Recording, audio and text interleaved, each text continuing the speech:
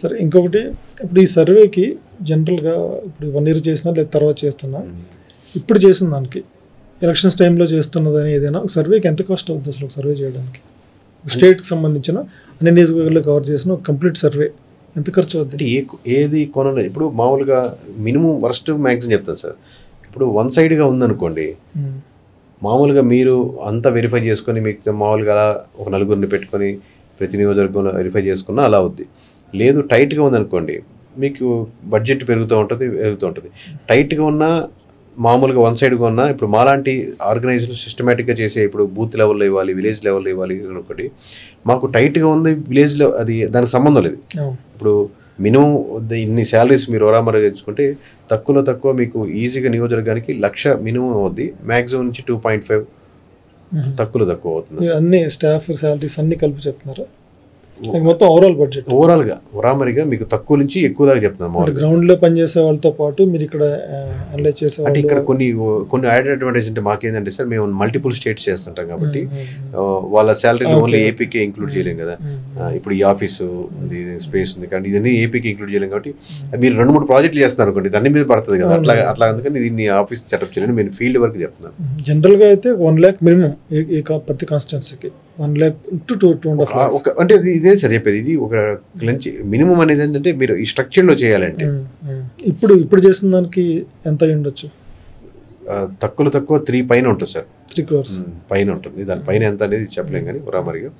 నేను ఒరామరిగా ఎందుకంటే ఫీల్డ్ నేను ఒరామరిగా నేను నెంబర్ చెప్పగలుగుతాను కాబట్టి అంతవరకు ఇప్పుడు ఏదైనా సరే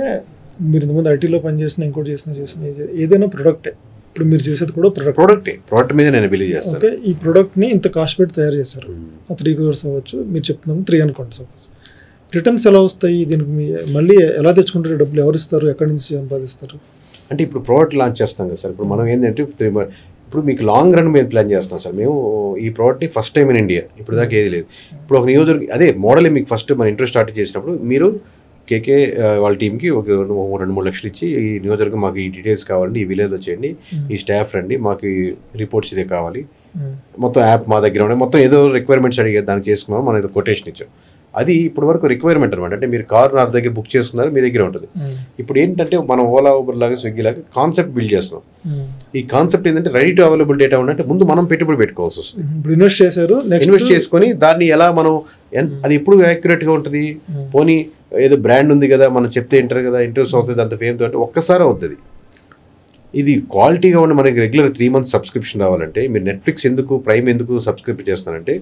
ఇవి వాల్యూ యాడ్ అవుతుంది కాబట్టి మీకు తీసుకుంటారు వాల్యూ కంటెంట్ కదా ఆహా కావచ్చు ఎనీథింగ్ సో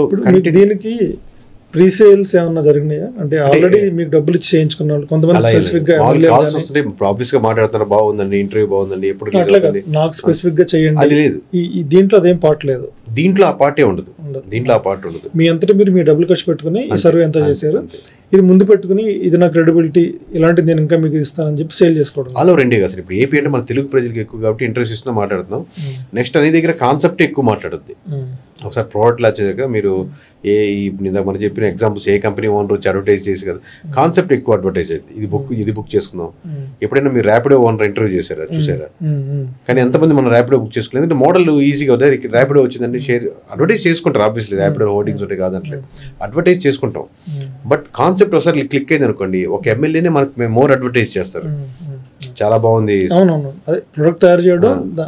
పబ్లిక్ ఏం కావాలి ఇప్పుడు మీరు డేటా అవైలబుల్లో పెడుతున్నారు అది ఎక్కువ మాట్లాడుతుంది డేటా ఎక్కువ మాట్లాడుతుంది ఎవరికి అవసరం ఉందంటే వాళ్ళు కొనుక్కుంటారు దానివల్ల మీకు చేసిన ప్రోడక్ట్ రిటర్న్స్ వస్తాయి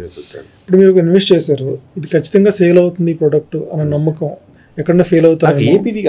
ఏదైనా ఏపీ అని పక్కన పెట్టండి ప్రోడక్ట్ ఏదైనా నేషనల్ వైడ్గా బిల్డ్ చేస్తున్నాం కాబట్టి ఆ నేషనల్ వైడ్గా ఉండే డేటాని మోర్ పవర్ఫుల్ డేటా సార్ ఇంతకు మించిన డేటా పవర్ఫుల్ అంటే ఏంటంటే when powerful persons using one thing that will be the more powerful thing మీరు కత్తి పట్టుకుంటే మామూలు అవుద్ది రాజు పట్టుకుంటే ఆయుధం అవుద్ది సో అంత పవర్ఫుల్ పర్సన్ ఉన్నప్పుడు పట్టుకునే డేటాని మోస్ట్ పవర్ఫుల్ కాబట్టి ఇది ఫెయిల్ అవుతున్న ఆప్షన్ ఎంత స్కేల్లో ఎంత బాగా చేయగలుగుతాం అని ఆలోచన కానీ అసలు ఫెయిల్యూర్కి ఆస్కారం లేదు because we're the first mover అందులో ఇంకో అడ్వాంటేజ్ కాంపిటేటింగ్లో ఉండి ఇప్పుడు మీరు పెట్టిన టిఫిన్ షాప్ దగ్గర నేను పెడుతున్నాను, మీ దాంట్లో నేను ఆయన 10,000 అవుతుంది కౌంటర్, మనకు 5,000 అవుద్దాలి, అలా ఆలోచిస్తారు. వీఆర్ ద ఫస్ట్ మూవర్, మేము స్టాండర్డ్స్ని సెట్ చేస్తున్నాం, ఇలా ఉండాలి రేపు వచ్చే వాళ్ళు దీంతో కంప్లీట్ చేసుకుని ఎక్కువ అవుతారు తక్కువ అవుతారు చూసుకోవాలి, కానీ we're the first mover in India. ఇప్పుడు ఎందుకంటే ఎలక్షన్స్ టైంలో అనుకోండి దానికి ఫలితం ఉంటుంది, అంటే మీరు ఒక నెంబర్ చెప్తున్నారు, అది అయిందా లేదా అనేది ఒక రిజల్ట్ ఉంటుంది. ఇప్పుడు మీకు రిజల్ట్ ఏమి ఉండదు, అంటే మీరు నెంబర్ చెప్తున్నారు, అది కరెక్టా కాదా అనే విషయం చెక్ చేసుకుని సార్. ఎమ్మెల్యే ఇప్పుడు మామూలుగా ఆస్పిరెంట్కి ఈ నియోజకవర్గంలో ఈ విలేజ్లో ఇలా ఉన్నాయి, ఈ ఆస్పిరెంట్ ఉన్నాయి, మీ మీద ఇక్కడ అవైలబిలిటీ లేరు, ఈ మండలంలో నెగిటివిటీ ఉంది అనేది ఇన్ఫర్మేషన్ తెలుస్తున్నప్పుడు తెలుసుకోవడం కూడా ఉంటుంది. ప్లస్ దాన్ని కరెక్టా రాదా ఒక అంచనా వస్తూ ఉంటారు, అంచనా ఇది బాగుంది, అవును కదా కరెక్ట్, అది నెక్స్ట్ స్టెప్కి వెళ్తున్నప్పుడు తెలుస్తూ ఉంటుంది.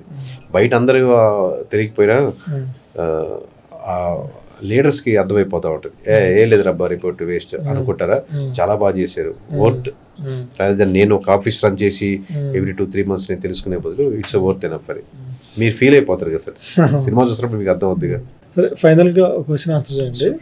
మీరు యాజ్ ఏ సర్వేయర్ గానో లేకపోతే సర్వే సంస్థ అధినేత గానో ఇవన్నీ పక్కన పెడితే ఇవన్నీ చూస్తున్న ఒక వ్యక్తిగా ఈ 1 year పాలనలో ఇంతకుముందు 163 కూటమికి ఉన్నాయి, 11 జగన్ గారికి ఉన్నాయి. జగన్ గారి గ్రాఫ్ పెరిగిందా, అలానే ఉందా, పెరిగితే ఎంతవరకు పెరిగింది, ఇది ఎన్ని సీట్ల మీద రిఫ్లెక్ట్ అయ్యే ఛాన్సెస్? అంటే ఓవరాల్గా ఒక డిప్ అవుతున్న 6-7 అంటే సీట్స్ నేను నెంబర్ చెప్పలేను సార్, చెప్పకూడదు, నెంబర్ తెలిసినా నేను దాని మీద రివీల్ చేయను. ఓవరాల్గా డిప్ అవుతున్నటువంటి ఒక 5%, 4% ఓవరాల్ తీసుకుంటే, అంటే నేను అన్ని డేటా కలిపి చెప్తున్నాను, అది డిప్ అవుతుందని బట్టి ఇమీడియట్గా పాకెట్ వైఎస్ఆర్సీపీకి వెళ్తుందని ఏం లేదు. You have to be ready, అంటే అదర్ ఆల్టర్నేట్ లేదు కదా, మరి ఎవరికి వేస్తారంటే okay I to accept that. But ఆ తీసుకునేటప్పుడు కూడా మీరు చేయి చాపితే నేను కూడా తీసుకునేంత పొజిషన్ రెడీ కావాలంటే 2.0 అనేది ఏదైతే చెప్తున్నారు 2.0 నిజంగా 2.0 అవ్వాలి. నేను మనం చాలా విషయాల గురించి మాట్లాడుకున్నాం కదా, సో అప్పుడే మీరు పుల్ అవుతుంటుంది ఆబ్వియస్లీ. బట్ ఎక్కడ స్టార్ట్ చేసినా ఫస్ట్ కడప కర్నూలే పుల్ చేసుకుంటుంది, అటుపక్క విజయనగరం పుల్ చేసుకుంటుంది. బికాస్ ఇక్కడ సైకలాజికల్గా కూడా కాంగ్రెస్ ఓట్ బ్యాంకింగ్ టువార్డ్స్గా ఉన్న థాట్ ప్రాసెస్ ఎక్కువ ఉంటుంది వైసీపీకి. సో ఆ స్ట్రక్చర్ బిల్డింగ్లో ఏది స్ట్రాంగ్ ఉంది, ఏది వీక్ ఉంది, ఏ నియోజకవర్గం మనం ఫస్ట్ అడ్రస్ చేసుకోవాలి, ఏ మెథడాలజీ, రకరకాల మెథడాలజీ మన స్ట్రాంగ్. ఇప్పుడు నా దగ్గర ఒక మంచి విషయం ఉంది, చెడ్డ విషయం ఉంది, ఏది చెప్పంటారు, ఒక్కొక్కరు చెప్తారు, నాకు ఫస్ట్ చెడ్డ విషయం చెప్పి మంచి విషయం తర్వాత చెప్తాను. సో స్ట్రాటజికల్గా మీరు ఏది పుష్ చేసుకుంటారా అనేది వాళ్ళ ప్లానింగ్ దాన్ని బట్టి ఆధారం. నేను అనేది నాకు అర్థమైంది. లాస్ట్ 1 year నుంచి నిజంగా చెప్పాలంటే అంతకుముందు కంపేర్ చేసిన జగన్ గారు బాగానే బయటకు వచ్చి కొన్నట్లు అడ్రస్ చేస్తే కొన్ని ప్రాబ్లమ్స్ గురించి మాట్లాడుతున్నారు, ఆయన ప్రెస్ మీట్లు పెడుతున్నాడు, ఆయన జరుగుతున్నాయి. ఈ ప్రాసెస్లో మళ్ళీ జగన్ మీద ఒక ట్రస్ట్ బిల్డింగ్ ఏమైనా కనిపిస్తూ ఉందా, లేకపోతే ఇంతకుముందు ఆ 163 ఏదైతే డిమాలిష్ అయిపోయిందో అలానే ఉందా? అలానే ఉండదు కదా సార్. ఇప్పుడు నియోజకవర్గం ఇందాక చెప్పాను కదా, ఎమ్మెల్యేలు ఎప్పుడైతే నెగిటివిటీ అవుతూ ఉంటారో 19 మంది అని చెప్పాను, 30% తగ్గిందని చెప్పాను. ఆ 19 మంది మీరు రైట్ పర్సన్స్ పెడితే ఆ 19 సీట్లు మీకే వస్తాయి కదా. రైట్గా వర్క్ చేసుకుని నాట్ ఓన్లీ ఇప్పుడు మీరు జగన్ అంటే పేరుకి పైన వర్సన్ పేరు, అది జగన్ అంటే వ్యక్తి కాదు కదా, అది కంప్లీట్ ఒక వ్యవస్థ, దానికి ఎంత స్ట్రక్చర్, దానికి ఉన్న ఫాలోయర్స్ సపోర్ట్ ఉంది. సో వెన్ అడ్రస్సింగ్ పేరు మీరు అడుగుతున్న ప్రశ్నకి నేను పెడుతున్న సమాధానానికి ఇక్కడ ఇవన్నీ కలుపుకొని చెప్పుకోవాల్సి వస్తుంది. సో ఎక్కడెక్కడ డిప్ అవుతున్నా మీకు వస్తుంది, ఎక్కడెక్కడ మీరు అడ్రస్ చేసుకుని కరెక్ట్గా వర్క్ చేసుకుంటే అది జగన్ 2.0 అంటే జగన్ గారు ఒక్కటే కాదు, మొత్తం ఈ స్ట్రక్చర్ 2.0కి వెళ్ళాలి.